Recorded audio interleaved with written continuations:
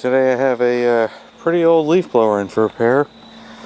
This is a hired hand blower EP by Ecology Products Inc. And this is actually out of Tariffville, Connecticut.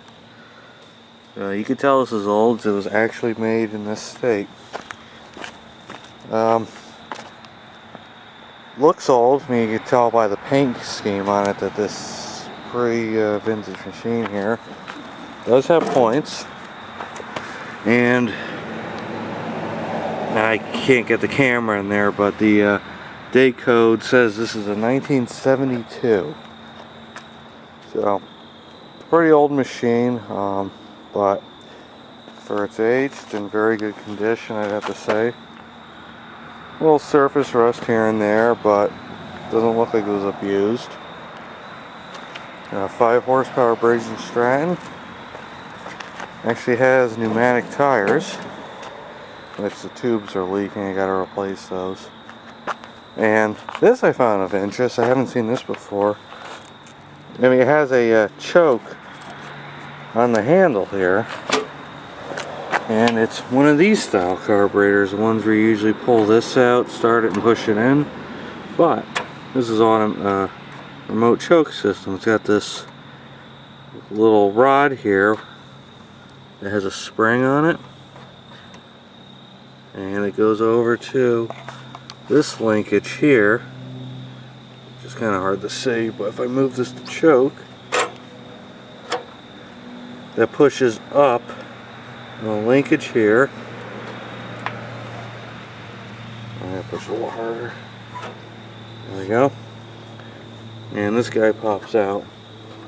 I'll take the choke off. Sticks just a little, but it doesn't matter because when it's running.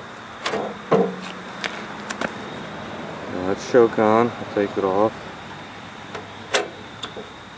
And once it gets running, the vacuum created is just strong enough to pop that back in. Neat system. I never saw one on this type of carburetor before. This machine came in because it wouldn't run. Guy, it's actually a co-worker of mine. He bought it at a tag sale for a whole $40, which for a vintage machine like that, I'd say is a pretty damn good price. The guy he bought it from said it ran great, of course, but had no compression. What it ended up being was a sticking stuck open intake valve. I didn't videotape it, but I'll show you on a junk engine when I did to fix it.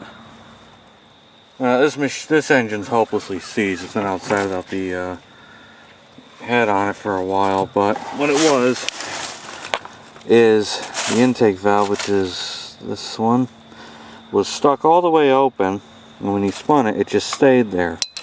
It was probably stored like that, and just over time, humidity, moisture got in there and got it stuck open. What I did was, being it was open, is I put a whole bunch of penetrating oil in there, and then followed that and just put a whole bunch of transmission fluid in there and let it sit for a couple days. Then I just took a hammer and lightly tapped this back into the closed position, rotated the engine, it would get stuck again, and I put more oil on it, tapped it back in, did that I don't even know how many times, but eventually it freed up enough where I was able to spin it over and have the valve closed and open without a problem. So I don't have any engines here I could show that in motion, but I guess now I'll start the machine up, and now I'll start the leaf blower up, and we'll see if we can blow these leaves. It actually starts pretty easy. Actually, one of the easiest old engines I've ever started.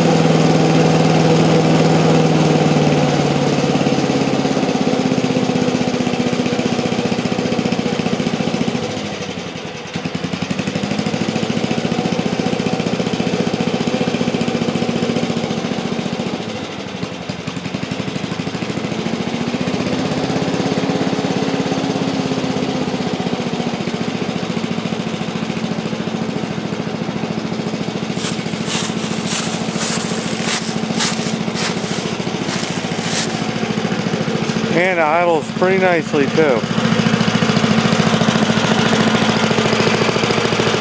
It's a real nice old machine here.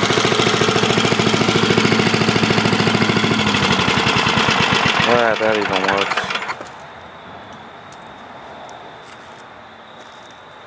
So, that is the hired hand leaf blower made in Connecticut. See you later, guys.